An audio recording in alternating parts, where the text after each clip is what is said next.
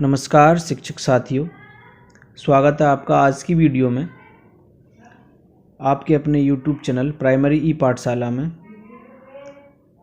आज मैं आपको लेकर आया हूँ निष्ठा मॉड्यूल 11 भाषा शिक्षण शास्त्र। यह दीक्षा ऐप पर ऑनलाइन निष्ठा प्रशिक्षण कार्यक्रम चल रहा है, जिसमें ये मॉड्यूल क्रम में 11वां मॉड्यूल है। आज मैं आपको इसकी मुख्य प्रश्नोत्तरी कराऊंगा जो 10 अंक की है, जिसमें 10 प्रश्न पूछे जाएंगे। प्रश्न नंबर 1, निम्नलिखित में से कौन सा पढ़ने के समय करने का कार्य है?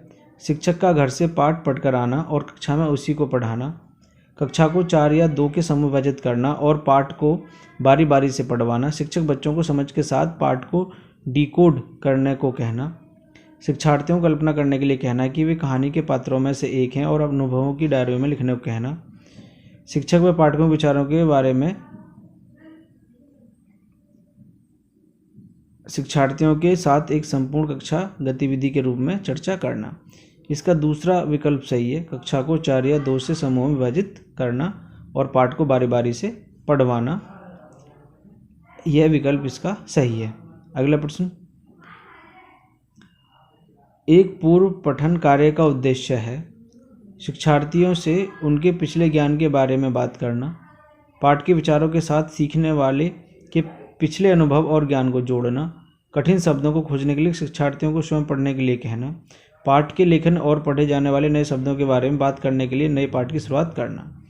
इसका दूसरा विकल्प सही है, पाठ के विचारों के साथ सीखने वाले के पिछले अनुभव और ज्ञान को जोड़ना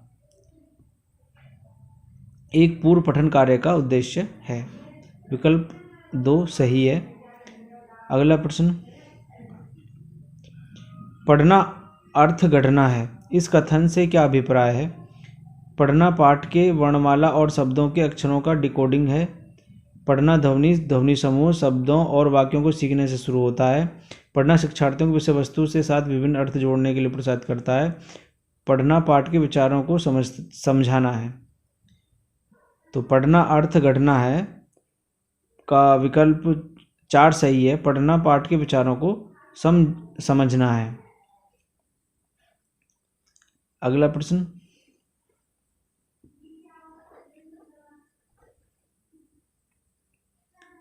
सुनना, बोलना, पढ़ना, लिखना, ध्यान देना और सोचना एक साथ विकसित होता है।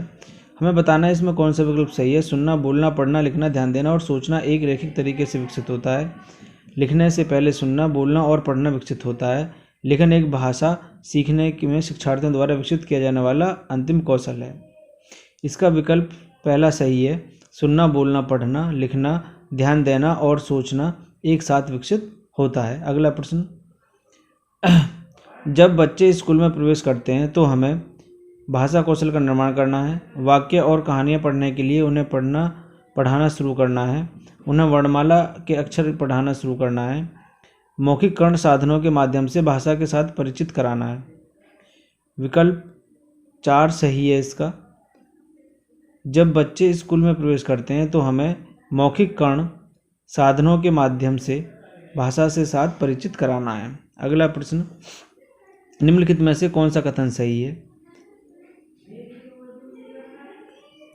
कथन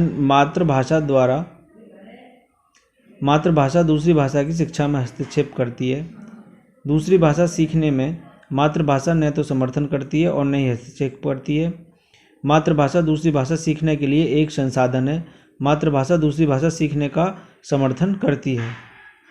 तो इसमें विकल्प 4 सही है, जो कथन 3 और 4 सही था। अगला प्रश्न, बच्चे और मानव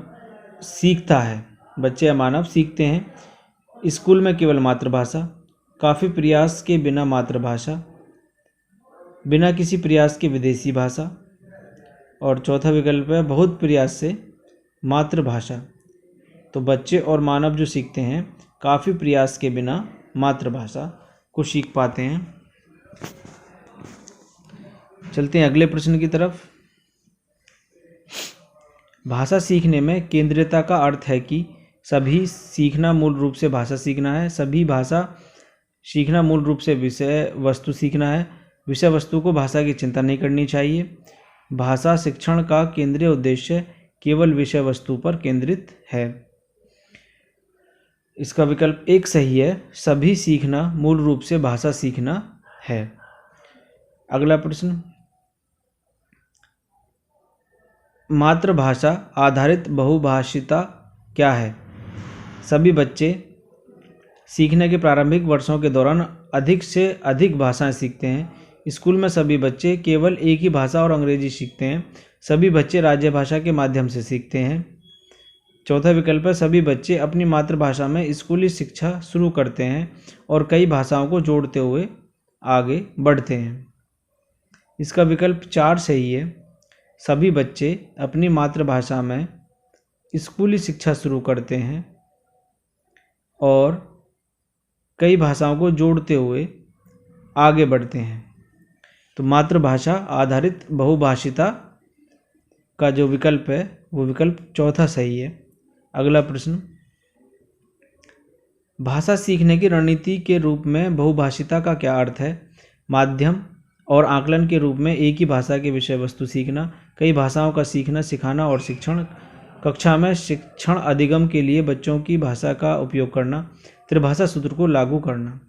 तो विकल्प 3 सही है इसका, कक्षा में शिक्षण अधिगम के लिए बच्चों की भाषा का उपयोग करना। आइए देखते हैं, हम अपना स्कोर देखेंगे अब। तो हमारा स्कोर 10/10, यानी हमने जो प्रश्न किए हैं वो 10 के 10 सही हैं। अगर आपने मेरे चैनल को लाइक और सब्सक्राइब नहीं किया है तो लाइक, शेयर और सब्सक्राइब करें।